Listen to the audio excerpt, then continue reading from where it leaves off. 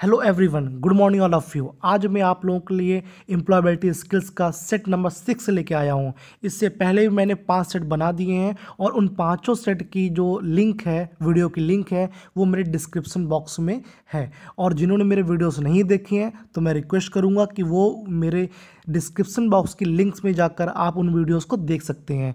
और जो मैं क्वेश्चन पेपर कराता हूँ वो हिंदी और इंग्लिश के फॉर्मेट में होते हैं और बहुत ही इंपॉर्टेंट क्वेश्चन सेट्स कराता हूँ। और वो मैं दावा करता हूँ कि मेरे कराए हुए क्वेश्चन पेपर में मैक्सिमम से मैक्सिमम क्वेश्चन आपके आने वाले एग्जाम में फंसेंगे। चलिए अब हम बात करते हैं हमारे सेकंड सेमेस्टर के 1 ईयर ट्रेड के 2015 का मैं पेपर सॉल्व कराने जा रहा हूँ। ठीक है, ओके। बात करते हैं क्वेश्चन नंबर 1 की। समान उत्पादन या बनाने वाली इंटरप्राइजेस कहलाती हैं, यानी कि the enterprises engaged in the manufacturer और production of a good is known as. उत्पादन करने वाली इंटरप्राइज क्या कहलाती है? उत्पादन करने वाली इंटरप्राइज। Okay, very good. चलिए बात करते हैं क्वेश्चन नंबर 2 की। लघु सेवा उद्योग के लिए उपकरण में निवेश की सीमा है, क्या है? For small service industry the investment is equipment range is between. आपको बता दूं, लघु माने होता है स्मॉल, और सेवा उद्योग यानी जो सर्विस इंडस्ट्री है। इससे पहले जो क्वेश्चन आया था वो मैन्युफैक्चरिंग इंडस्ट्रीज के लिए क्वेश्चन था। इसका ये क्वेश्चन है सर्विस इंडस्ट्रीज के है, तो इसका जो राइट आंसर होगा आपका 10 लाख टू 2 करोड़। 10 लाख टू 2 करोड़। तो सेकंड का आंसर क्या हो जाएगा बच्चों? सी आंसर हो जाएगा। Okay, very good. चलिए हम बात करते हैं TCO का फुल नेम क्या है। ये क्वेश्चन नंबर 3 है और ये बहुत ही ज़्यादा इंपॉर्टेंट क्वेश्चन है, बहुत ही ज़्यादा। तो TCO का जो अर्थ है वो क्या होता है? Technical consultancy organisation. Technical consultancy organisation. Okay, very good. चलिए अब बात करते हैं क्वेश्चन नंबर 3 की। तो इसका आंसर क्या हो जाएगा बच्चों? बी। Okay, very good. आगे बढ़ते हैं क्वेश्चन नंबर 4 पर। उद्यमिता को यह भी कहा जाता है जो एंटरप्रेन्योरशिप होती है इज ऑल्सो टर्म एज। क्या बोलते हैं? ये क्वेश्चन आ चुका है पहले पेपर्स में, मैं आपको बता दूंगा। तो इसका आंसर क्या होगा आप लोग बताइए बच्चों? सी। Okay, very good. इसका आंसर क्या हो जाएगा? सी, यानी कि स्वयं रोजगार। स्वयं रोजगार, उद्यमिता यानी कि entrepreneurship is also term as. Entrepreneurship is also term as स्वयं रोजगार। चलिए बात करते हैं क्वेश्चन नंबर 5 की। देखिए 4 क्वेश्चन हो चुके हैं, 5th 25 क्वेश्चन करने हम लोग को चाहिए। सॉफ्टवेयर का नाम बताइए जिसका प्रयोग बाउचर, फाइनेंशियल स्टेटमेंट और टैक्सेशन में होता है। तो इसका मैं सॉफ्टवेयर का नाम बताना है कि ये जो वर्क होते हैं ये किस सॉफ्टवेयर पर होते हैं। तो मैं बता दूं आप लोग को, टैली का वर्ड आ रहा होगा, ये टैली वर्ड इसमें नहीं है। इसका आंसर, सही आंसर क्या होगा इसका? Busy, BUSY। ओके, तो इसका आंसर क्या हो जाएगा? बी। चलिए अब बात करते हैं क्वेश्चन नंबर 6 की। निम्नलिखित में से नॉन ग्रीन हाउस गैसेस को पहचानना है। कौन कौन सी नॉन ग्रीन हाउस गैसेस है, यानी identify the non green house gases from the following. चलिए तो 6 का आंसर क्या हो जाएगा? Carbon monoxide. Carbon monoxide, carbon monoxide. तो 6 का आंसर क्या हो जाएगा बच्चों? Carbon monoxide, D. चलिए हम बात करते हैं क्वेश्चन नंबर 7 की। न्यूक्लियर रिएक्टर से सबसे घातक वातावरण प्रदूषण है। कौन सा घातक वातावरण प्रदूषण होगा? यानी कि जो environmental pollution from a nuclear reactor is thermal प्रदूषण। थर्मल प्रदूषण यानी थर्मल पॉपुलेशन। तो इसका आंसर क्या हो जाएगा? सी। इसका आंसर क्या हो जाएगा? सी। ओके, 7 का आंसर क्या हो जाएगा? सी। हम 8th की बात करते हैं। सामान्य मानव के सुनने की आवृत्ति की सीमा है। जो सुनने की आवृत्ति की सीमा है, जो frequency in the range of कितनी होगी? 10 to 15,000। 10 to 15,000 कितनी होगी? 10 to 15,000। सामान्य मानव के सुनने की आवृत्ति कितनी होगी? 10 to 15,000। 8th का आंसर कितना होगा? सी। ओके, अब बात करते हैं क्वेश्चन नंबर 9 की। निम्नलिखित में से कौन सा नॉन रिन्यूएबल ऊर्जा का स्रोत है? बच्चों आपको पता है, मुझे पता है कि आप इसका आंसर दे सकते हैं, मुझे बताने की जरूरत नहीं है, फिर भी मैं बताऊंगा। तो इसका आंसर क्या हो जाएगा? सोलर। 9th का आंसर क्या हो जाएगा? ए। चलिए अब बात करते हैं क्वेश्चन नंबर 10 की। पानी का प्राथमिक स्रोत है, ये भी आपको पता है, आप देखते ही इसका आंसर मार देंगे क्योंकि ये क्वेश्चन आ चुके हैं पुराने पेपर्स में। तो बारिश का पानी यानी कि रेन वाटर। 10 का क्या हो जाएगा? सी। 10 का क्या हो जाएगा? सी।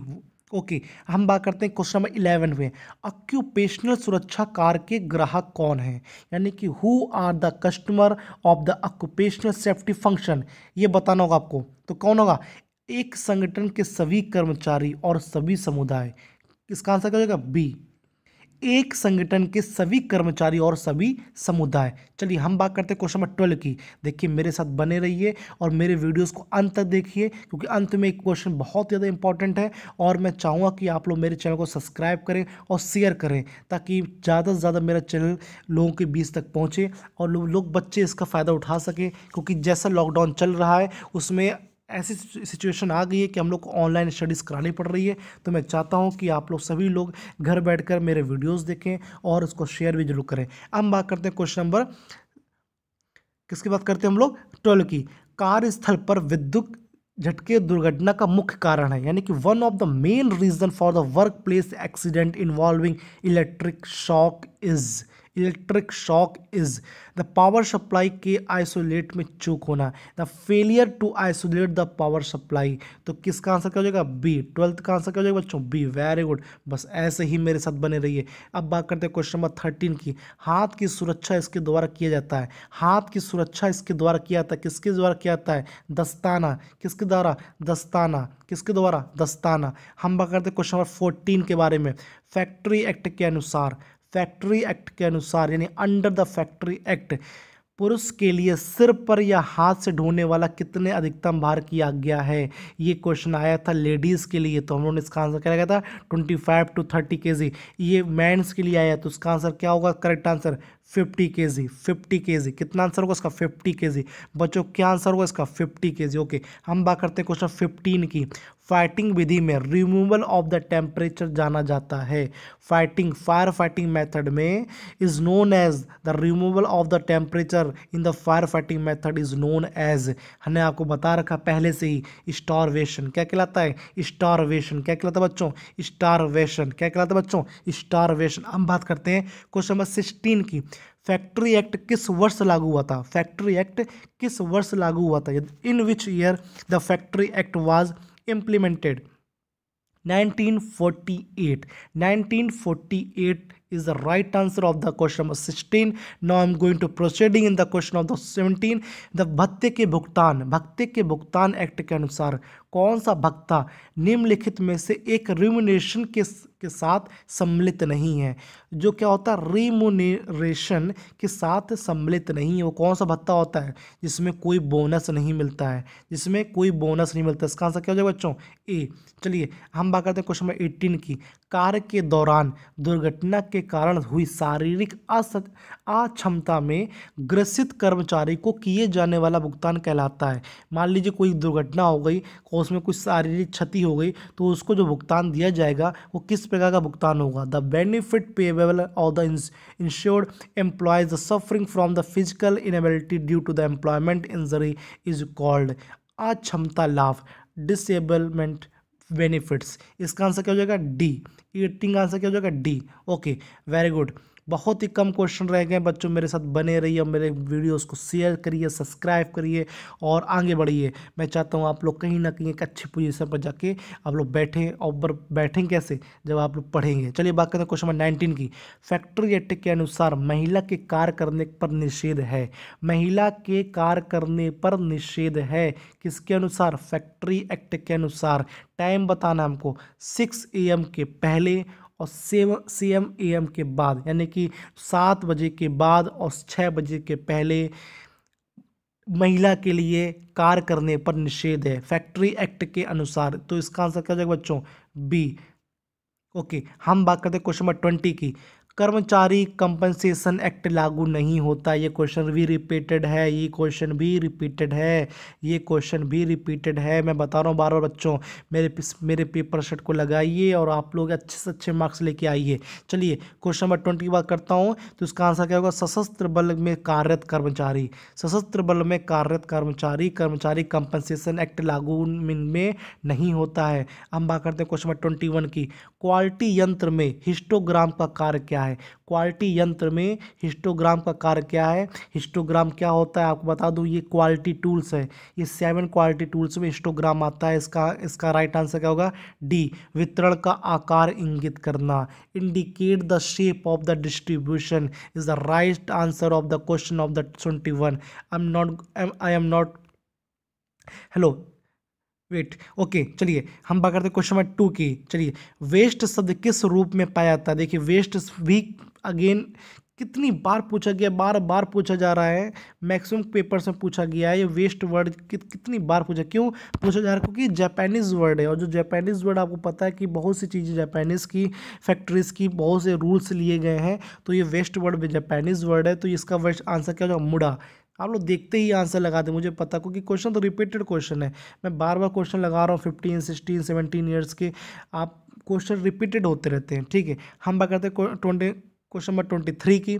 जो हमारा क्वेश्चन है, स्टैंडर्डाइजेशन के अंतर्राष्ट्रीय संगठन आईएसओ का हेडक्वार्टर कहाँ है? इसका बताना है कि कहाँ पर वो प्लेस है, जो ऑर्गेनाइजेशन है वो कहाँ पर है आईएसओ की।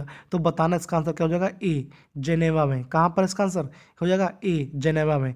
हम बात करते हैं क्वेश्चन नंबर 24 की। डिज़ाइन के एक्सीलेंस में उत्पादन कम करने और ग्राहक की आवश्यकता को कम करने के संबंध में क्वालिटी चरित्र चिन्हित किया गया है। क्वालिटी चरित्र चिन्हित किया गया, इसका राइट आंसर क्या होगा बच्चों? और बताइए, मैं वेट कर रहा हूँ। 24 का राइट आंसर क्या होगा? डिज़ाइन के एक्सीलेंस में उत्पादन कम करने और ग्राहक की आवश्यकता कम करने में के संबंध में क्वालिटी चरित्र चिन्हित किया गया है। तो इसका राइट आंसर क्या हो जाएगा? क्वालिटी का डिज़ाइन। क्वालिटी का design, answer should be C. Okay C. Okay, now I am going to proceeding on the question of the 25th। The question is which one is not the certified ISO standard? कौन certified ISO standard नहीं है?